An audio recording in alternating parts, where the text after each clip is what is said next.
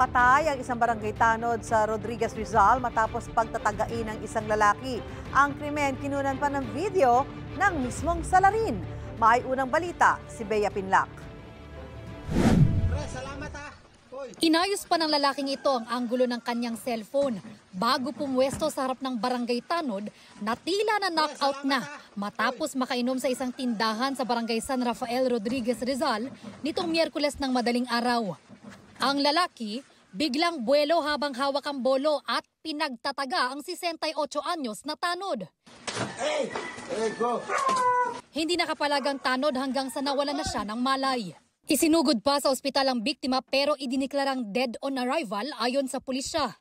Madaming taga po doon sa liig po na ating nakita. No?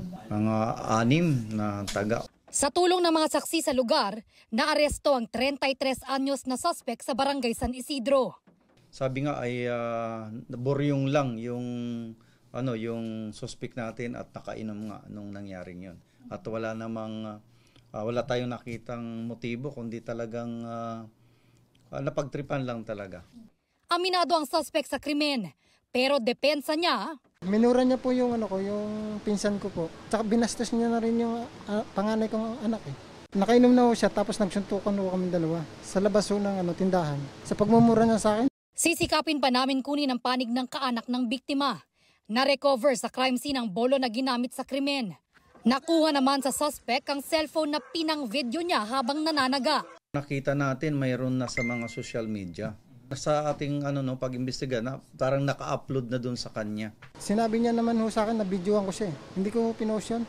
Reklamong murder ang kinahaharap ng suspect na nakapiit sa custodial facility ng Rodriguez Municipal Police. Ito ang unang balita. Bea Pinlac para sa GMA Integrated News. Gusto mo bang mauna sa mga balita? Mag-subscribe na sa GMA Integrated News sa YouTube at tumutok sa unang balita.